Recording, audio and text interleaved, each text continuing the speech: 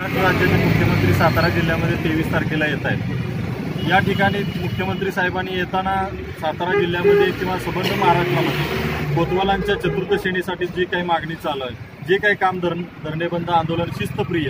अगदी आमचा कोतवाल हा शिस्तप्रिय आहे आणि नाविलाज असतो। मग जर मुख्यमंत्री साहेब जर आम्हाला काही भाग पाडत असतील तर या ठिकाणी आम्ही 23 तारखेपर्यंत काम धरणेबंद आंदोलन करणारच आहोत। मात्र आता जर त्याच्यावर जर कोणतीही कारवाई जर मुख्यमंत्री येईपर्यंत जर होणार नसेल तर नाविलाज असतो आम्हाला वेगवेगळ्या पद्धतीनं आंदोलन करावं, जसं की अन्नत्याग, जोडामारा आंदोलन, रास्ता रोको, विशेष वेगवेगळ्या पद्धतीनं आंदोलन करू आणि मुख्यमंत्र्यांना भाग पडू आणि आमच्या मागण्या मान्य करण्यापर्यंत त्यांच्यापर्यंत आमची भूमिका व्यक्त करण्यासाठी आम्ही त्यांना विशेष असं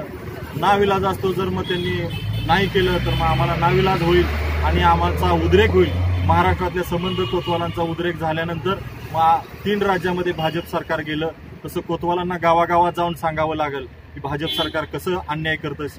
संबंधित कर्मचाऱ्यावर असेल किंवा गाव पातळीवरच्या प्रत्येक गोष्टीतल्या प्रत्येक कर्मचाऱ्यावर असेल, नव्हे तर शेतकरी असेल किंवा संबंध बांधवांच्यावर असेल, कसं भाजप शासन आपल्यावर अन्याय करतंय आणि योजनाबद्दल आपणाला कसं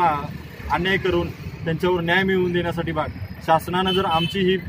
मुख्य भूमिका जर ऐकून नाही घेतली किंवा आम्हाला श्रेणी नाही दिली तर याचा निश्चितपणे उद्रेक होईल आणि येणाऱ्या लोकसभा आणि विधानसभा निवडणुकीमध्ये त्यांना आम्ही त्यांची जागा दाखवल्याशिवाय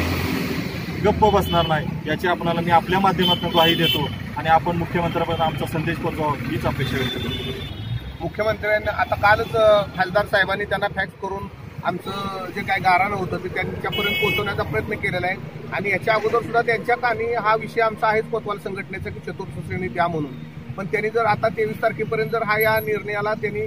म्हणजे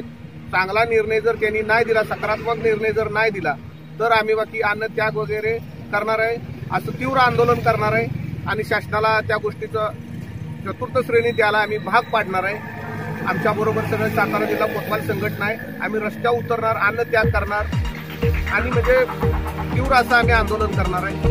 मुख्यमंत्र्यांना काळी झेंडे लावून पुढच्या कार्यक्रमाला आम्ही फार तीव्र आंदोलन करणार आहे। आमचा आता घेरावा घालणार आहे, आम्ही त्यांना आंदोलन तीव्र करणार आहे। आता पहिल्यासारखं किंवा पूर्वीसारखं गप्प बसायचं असं आंदोलन आम्ही करणार नाही, नाहीतर नेहमी कलेक्टर ऑफिसच्या मोहर शांत बसायचं आणि पुन्हा काहीतरी आम्हाला शाबासकी आली की आम्ही निघून जायचं खांद्यावर टाकला की, असं आम्ही आता कोणाचं ऐकणार नाही। आम्ही तीव्र आंदोलन